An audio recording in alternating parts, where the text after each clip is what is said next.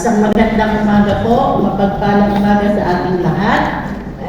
Gayon din sa mga nasa online, sa ibang bansa. Magandang hapon at magandang gabi sa inyong lahat.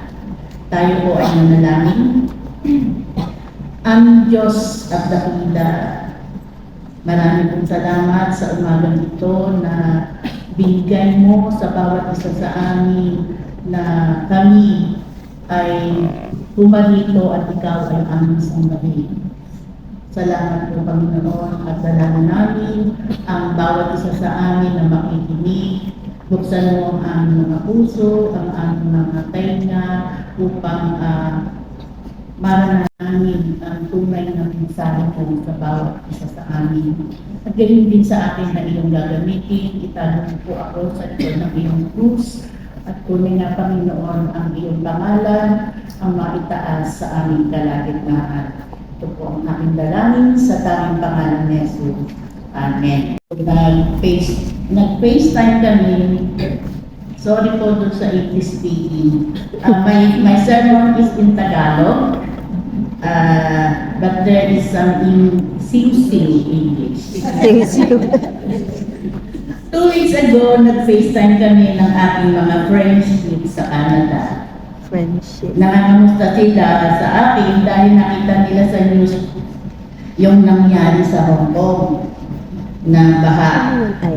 Tinatanong nila kung apektado ba kami. Sila yung mga friendship ko noong bago pa lang ako dito sa Hong Kong. Mga kagrupo ko sila noon sa outreach sa JIL. At ako na lang ang natitira sa Hong Kong. Maraming kaming napag-usapan, maraming maritesan din. Marites? Nagmamarites din. Di mawawala yun kapag kayo ay nag-uusap at bihira kayo mag-usap. At hanggang napunta sa topic na retirement and pension. At na-imarites nila, alam mo ba, yung asawa ni Sister, S na lang, ay nakakatanggap na ng pension dito sa Canada, 5 years pa lang nakakarating dito. At sabi nung isa, yung asawa ko na nagre-receive na rin ng pension, siya ay Canadian. Sabi niya, ang kanyang asawa ay Canadian. At alam mo ba, mas malaki pa ang pension ng asawa ni Sister X kesa sa asawa ko na Canadian. At marami siyang contribution, yung tax nilang tinatawag doon sa kanila. Pero yung asawa ni Sister S, sabi niya wala ng singkong nahulog. Kasi di naman siya nagtrabaho mula nung dumating dito sa Canada. Sabi niya, it's unfair, di ba? Imagine, wala siyang nahulog, pero mas malaki ang tinatanggap. Sabi ko naman, baka pinagbasihan ng Canadian government ang status mo sa buhay. Ikaw naman ay may sariling bahay at maayos ang pamumuhay mo. At nakakapag-work pa kayo. At sila naman umuupa lang at walang work dahil medyo may disability nga yung kanyang asawa. Sa bagay, baka, sabi niya baka ganun nga, pero unfair pa rin, sabi niya. Sabi ko, isipin mo na lang na biyaya ng Diyos sa kanila yon. At generous ang Canadian government. Ano mang lahi, nakita mo na pantay-pantay ang kanilang pagtrato. Sa ating gospel ngayon ay isang parabola ng kaharian ng Diyos. Ay tulad ng isang manggagawa ng ubasan. The parable of the workers in the vineyard. The parable is not about money and work ethics. It is about the grace of God and the kingdom of God. Bakit ubasan ang ginamit? Ito ay sumusimbolo ng kasaganaan, karangyaan, kayamanan. Ito ang kaharian ng langit. Nung araw na, kahit ngayon, kapag lagi kang nakakabili ng ubas at kumakain ka lagi, wow, rich ka na, di ba? Nakakaluwag-luwag ka na, may pambili ka doon sa Pilipinas. At dito sa Hong Kong, normal lang sa kanila because they are rich. Ubasan ay sumisimbolo din sa iglesia. At ang manggagawa ay ang mananampalataya. Ang may-ari ng ubasan ay ang Diyos. Simula sa verse 1 to 7, ang may-ari ng ubasan ay lumabas ng maraming beses upang maghanap ng manggagawa sa kanyang ubasan. Mapapansin natin na may iba't ibang oras ang pagtawag sa manggagawa. Gayon din ang bawat mananampalataya at lingkod ng Diyos ay tinawag sa iba't ibang kapanahunan. Iba't ibang oras, iba't ibang taon. Mayroong tinawag ng bata pa at mayroon din namang matanda na tinawag upang gumawa sa kanyang ubasan. Ang Diyos ay paulit-ulit na tumatawag ng manggagawa para sa kanyang ubasan. Sabi nga sa Mateo 9:37, "The harvest is plentiful, but the laborers are few." Madalas ini-ignore natin ang pagtawag sa atin kahit paulit-ulit kang tinatawag dahil alam ng Diyos na may talento ka para gumanap sa gusto niyang ipagawa sa iyo. Minsan naman gusto nating maging manggagawa, gusto nating maging parte ng ministeryo ng Diyos. Subalit, hindi ko pa time para doon sa ministry niyo. Nagkaroon tayo ng botohan ng mga focus leader ng FCC at mamaya ay malalaman natin sino ang itatalaga ng focus leader ng FCC at mamaya ay malalaman natin sino ang itatalaga ng Diyos sa mga ibang ministry upang gumanap ng tungkulin na iaatang sa Kanya. Hindi ka man nang-nominate ngayon o hindi man lalabas ang pangalan mo sa 17 na binoto, kapatid, hindi ngayon ang oras mo, hindi ngayon ang panahon ng pagtawag sa iyo upang gumanap ng mga tungkulin ng isang leader.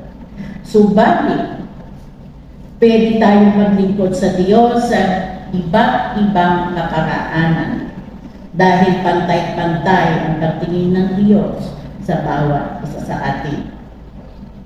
Mula dun sa verse 8 to 10, nung magbabayad ang Diyos ng upa sa mga manggagawa, may mga nagtrabaho ng maaga at may hapon ng trabaho. Subalit ang binayad ng Diyos ay pare-parehong 1 denaryo ang kanilang natanggap. God gives the same eternal life to all who follow Christ regardless of works. Lahat ng paglilingkod natin sa Diyos sa maiksing panahon o sa mahabang panahon, we will receive the same reward of salvation and eternal glory. Example, si Billy Graham. Kilala natin lahat siya. Gumawa siya sa ubasan ng Diyos at naging tanyag siya as evangelist sa iba't ibang panig ng mundo. Mahabang panahon siya naglingkod. And look at the magnanakaw sa tabi ni Kristo doon sa krus na napaputin. Nung sinabi niya, "Remember me when you come into your kingdom," dahil naniniwala siya na si Jesus ay Diyos at siya ay nagsisi. Ang sabi ni Jesus, ano sabi ni Jesus? Ngayon din, isasama kita sa aking paraiso. Billy Graham and the Thieves, they would receive the same salvation. Amen? Amen. Ganon ka-generous ang Diyos sa kanyang biyaya. At pagdating sa verse 10, akala nung nauna ay mas malaki ang kanilang matatanggap na bayad. Pero parehas lang 1 denaryo ang kanilang tanggap. Kaya nagreklamo sila. Maghapon nga naman silang nagtatrabaho sa init ng araw. Pare-parehas lang ang tinatawag nila. Nature na natin ang magreklamo. Lalo na sa mga employer natin. Dito sa Hong Kong, pag day off mo, pagtatrabahuhin ka pa. Wala namang extra na bayad. Di ba nagre-reklamo tayo? That's unfair, di ba?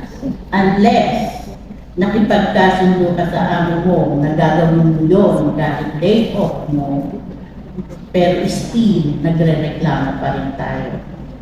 Sa lahat ng nakakasalubong nating Pinay, sinasabi mo doon sa market, yung amo mo unfair. Marami kong nasasalubong na gano'n. Ganon din ang manggagawa sa ubasan na ito. Nakipagkasundo sila na 1 denaryo ang ibabayad. Kaya sabi ng may-ari, di kita inadaya. Sa Exodus 16, sa unang pagbasa natin, ang mga Israelita ay nagre-reklamo kina Moises at Aaron na akala nila pinabayaan sila ng Diyos. Sabi pa nila kina Moises, mabuti pa sana pinatay na lang kami ni Yahweh. Doon sa verse 12 ng Exodus, sabi ni Yahweh, narinig ko ang reklamo ng mga Israelita. Sabihin mo sa kanila, bibigyan ko sila ng karne, at sa umaga bibigyan ko sila ng tinapay hanggang gusto nila. When life seems unfair sa atin, kaya tayo nagre-reklamo. Nakakaranas tayo ng pagkainggit, nagseselos. Bakit sila mayaman ng kapitbahay ko hindi naman sila mga Diyos? Pino-compare natin ang ating buhay sa iba.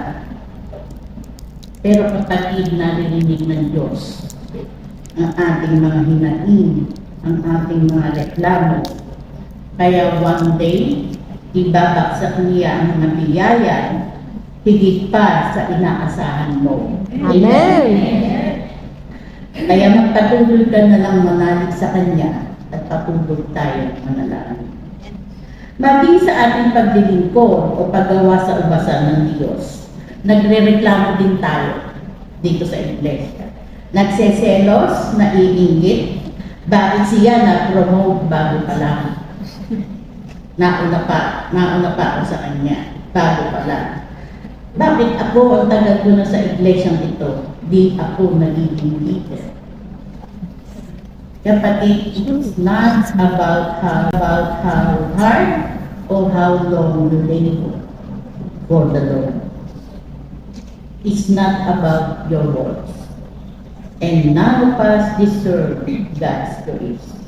But because of His mercy, His generosity, lahat tayo na sumunod at tumanggap kay Jesus as Jesus and Lord and Savior ay pantay na tatanggap ng buhay na walang hanggan na Kanyang pinangako. Because our God is a generous God. Amen? Amen. In the name of the Father, and the Son, and the Holy Spirit. Amen.